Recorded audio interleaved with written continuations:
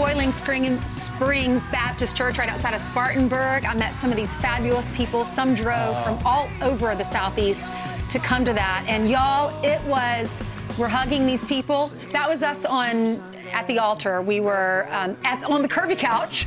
She was interviewing my dad and me. This is a little girl. Is that Ainsley? There was a little girl named Ainsley that came to visit me. I think that's Ainsley. And I was just so touched, y'all.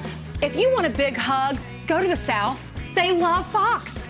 They love us. We went home. There were 800 people at the church. We had 800 people at least at the Barnes & Noble in Columbia, South Carolina. That's Barnes & Noble on Saturday.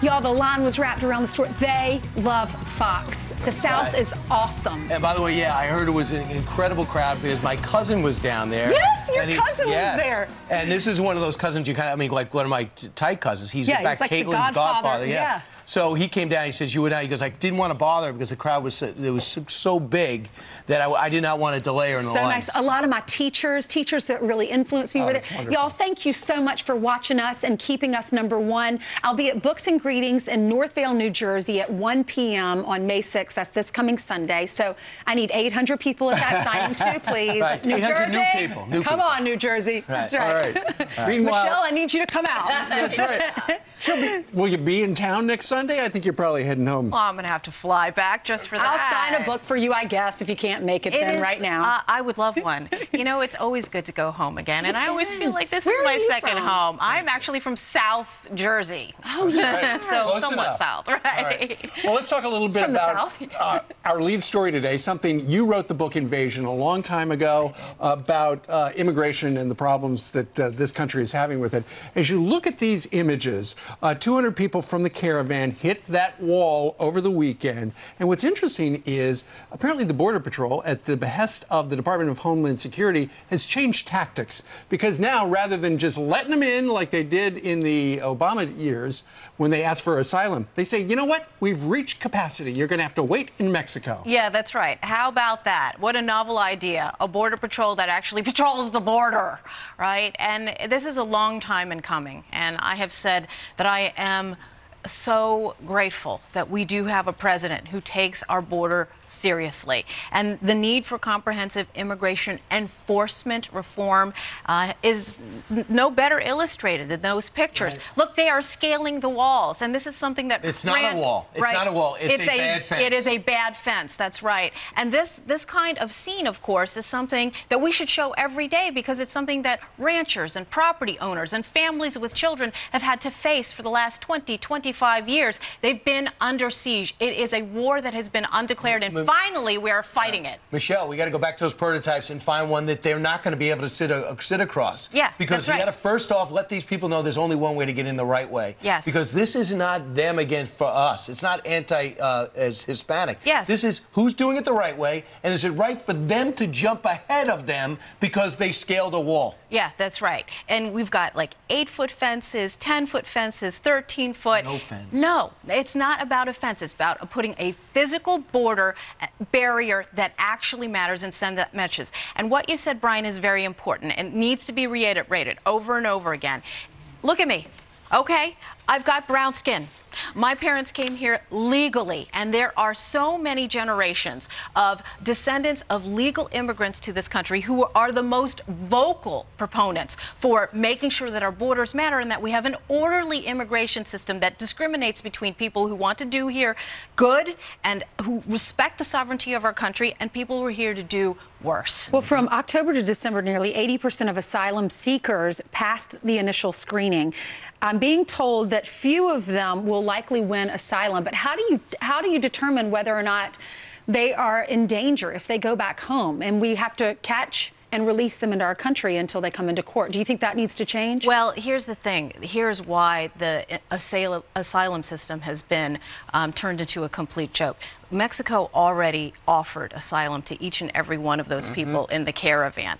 Okay, and if you already have safe passage in that initial country, then that already delegitimizes the claim once you already get here. And we need a better vetting system for who actually is experiencing true persecution. Of course, we want to make sure that we consider the legitimate asylum and refugee claims of people who have nowhere else to go. But you said it, Steve, perfectly. We have limits. And that's the thing that's been missing from the immigration system debate, which is we can't take every last willing worker in the world who wants to work here for $1 an hour. We have to have limits. But there needs to be a modernization of our legal immigration system. It takes too long, too unwieldy, and there's people that can get in here.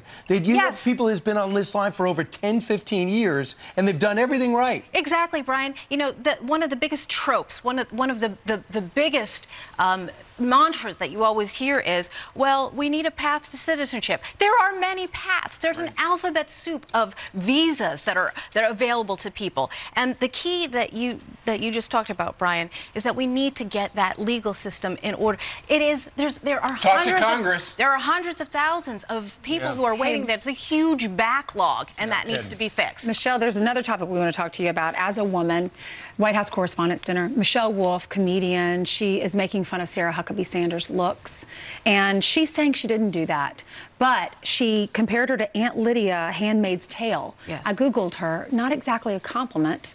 What do you think?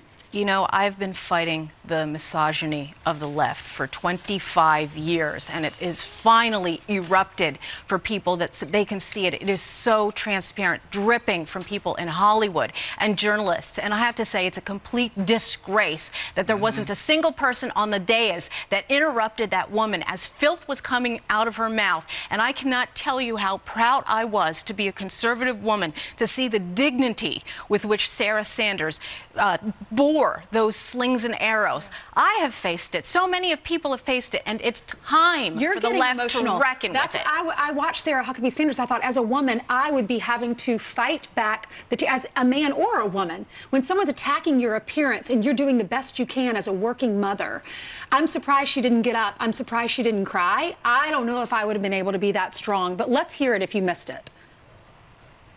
I have to say, I'm a little starstruck.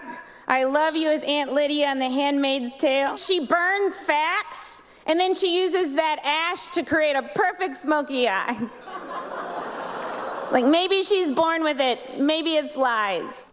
Yeah, and by the way, her key line was, after one of her lines bombed, and there were many, she said, hey, guys, you should have done your research before booking me.